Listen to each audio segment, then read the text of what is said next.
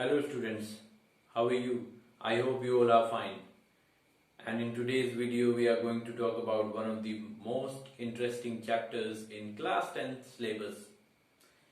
And this is from First Flight book, chapter number 3, part 2. And the name of the chapter is The Black Aeroplane by Frederick Forsyth. This is an interesting story of one pilot who was in difficulty, and ultimately he came out of that difficulty and he was confident and determined to come out of that difficulty. Ultimately he did that with success. But there is also a mystery in this chapter that we'll talk about later on. First of all, I like to tell about one thing about this chapter that is quite predominant. When we are determined and confident to come out of any difficulty, we do that because we already commit yes to ourselves. This is what that we learn from this chapter. There was one pilot who was facing difficulty while going back during his journey from Paris to London. He was going back to his family.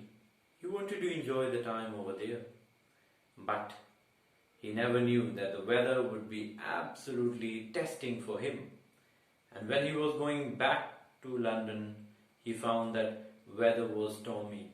There was no way. And then suddenly he thought that he must contact the control room. When he contacted the control room in Paris, then he was given the option that you will have to go. When he was going back in his old Dakota DS-088, तब क्या हुआ? तब बहुत सारी difficulties उसके सामने आई. The weather was atrocious. बहुत ज़्यादा टेस्ट करने वाला वेदर था उसके लिए. अब कंट्रोल रूम में कांटेक्ट करने के बाद उसे डायरेक्शन मिली कि उसे अगर लंदन जाना है तो 12 डिग्री वेस्ट की तरफ मुड़ना पड़ेगा. ये तो एक डिफिकल्टी थी. लेकिन दूसरी डिफिकल्टी तब सामने आई जब पायलट ने ये देखा कि इंडिकेटर में फ्यूल टैंक के बारे में जो बात उसे पता चली वो काफी सरप्राइजिंग थी. उसके पास फ्यूल बहुत कम था और अब वो पेरिस से भी 150 किलोमीटर की दूरी पर पहुंच चुका था.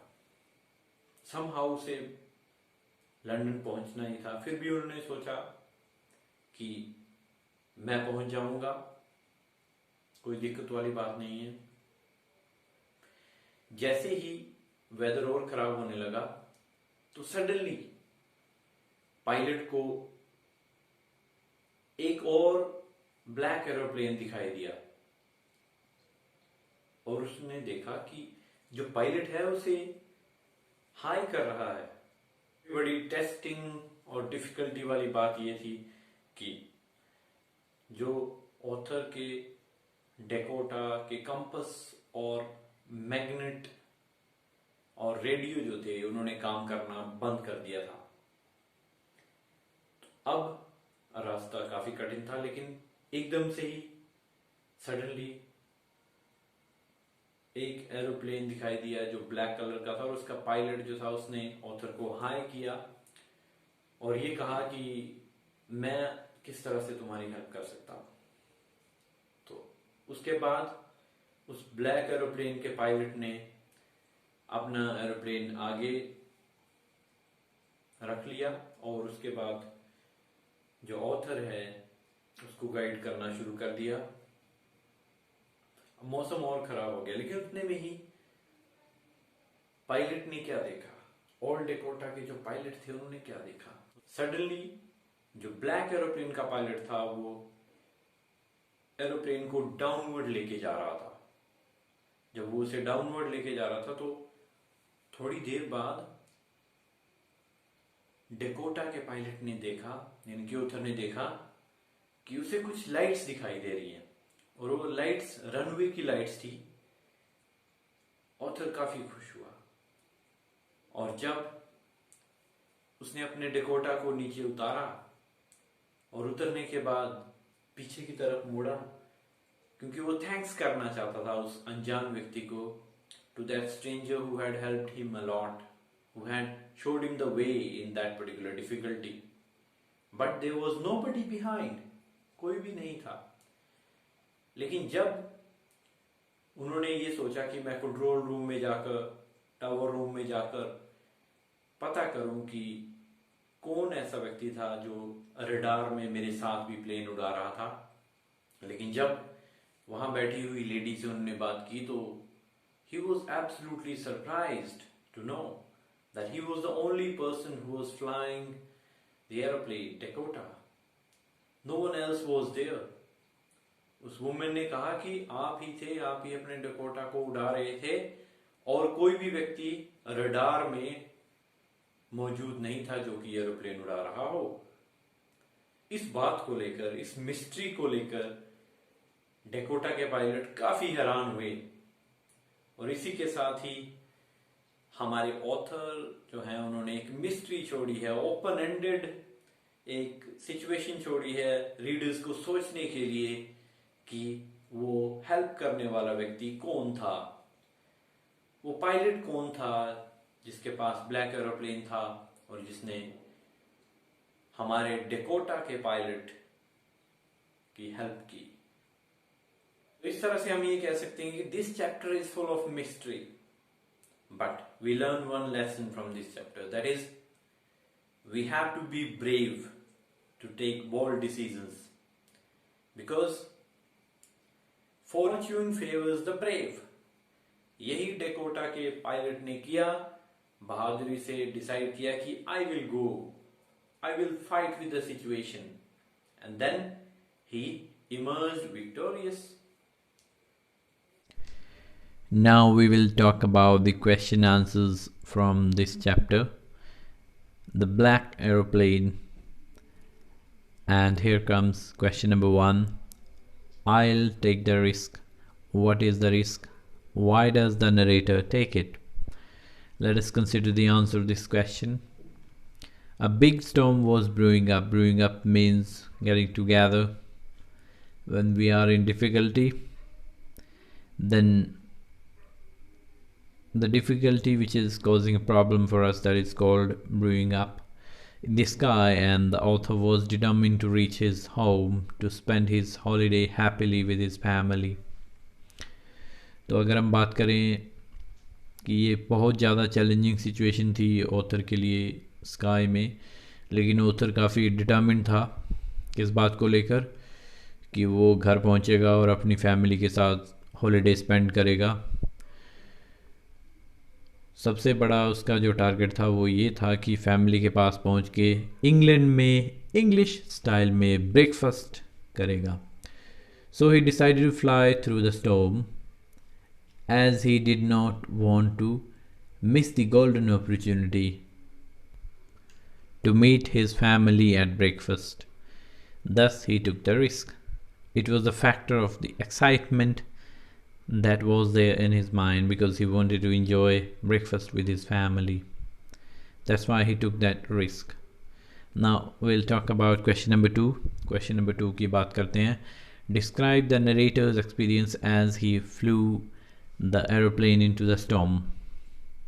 नरेटर के एक्सपीरियंस की बात कीजिए या उसे दर्शाइए जब नरेटर ने एरोप्लेन को स्टॉर्म में उड़ाया था। चलिए इसके आंसर की बात करते हैं. As the pilot entered the storm, his plane started twisting and swirling. He could not see anything outside the plane as it was black. When he looked at compass and other instruments, they had stopped to function due to storm. It was a terrible and testing experience for him. The fuel tank was almost empty and he could not fly more than 10 minutes. Then he saw another black aeroplane by his side, and the pilot of the plane asked him to follow. It was a surprise for the narrator as the other black plane was having no light. He followed him without any choice and landed safely on the runway. तो इस तरह से ये कहा जा सकता है कि ऑथर बिल्कुल क्लूलेस थे, उन्हें कुछ पता नहीं था कि स्टॉर्म में क्या होगा, लेकिन एक बात सबसे बड़ी थी कि उन्हें विश्वास था अपने आप पर, वह डिटर्मिन्ड थे। और ऑथर ने ये कभी नहीं सोचा था कि एकदम से एक प्लेन आएगा और उसका जो पायलट है वो उन्हें हेल्प ऑफर करेगा। लेकिन सरप्राइजिंग बात ये थी कि ऑथर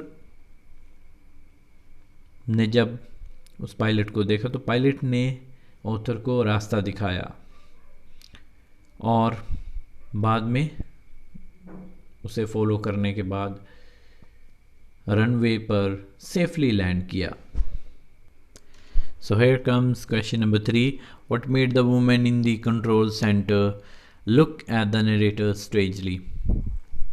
क्या ऐसी बात थी जिससे कि वो जो वुमेन कंट्रोल सेंटर में थी वो नरेटर की तरफ काफ़ी स्ट्रेंजली देखी, काफ़ी आश्चर्यचकित होकर देखी?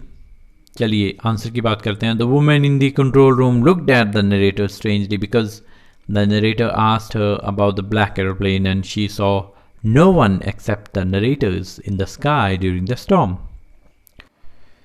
जो वुमेन कंट्रोल सेंटर में बैठी थी वो नरेटर की तरफ काफ़ी हैरानी से देखी, क्योंकि नरेटर ने उसे ये पूछा था कि क्या उसने किसी और एरोप्लेन को देखा है, तो उसका रिप्लाई था कि बिल्कुल नहीं, क्योंकि उसने किसी और को रडार में नरेटर के प्लेन के साथ उड़ते हुए नहीं देखा था।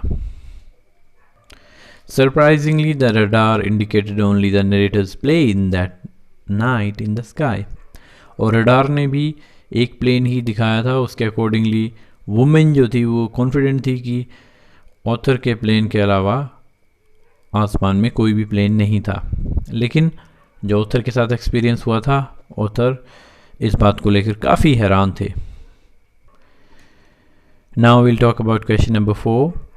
Who do you think helped the narrator to reach safely? Discuss this among yourselves and give reasons for your answer. It is very clueless to say about the unknown pilot who helped the narrator, but probably it was the narrator himself that helped him to overcome the obstacles in the storm, as no other plane was seen in the radar except the narrator's Dakota plane. In that horrible situation, he might have been hallucinating. He himself was a proficient pilot and brave enough who helped himself land safely. With that, we come to an end of this particular video. I hope you have understood the question answers as well as the theme of this particular chapter. Stay tuned for more videos. Keep watching my channel. Don't forget to subscribe, like and share, and also tap the bell icon. You may also comment about this video. Thank you.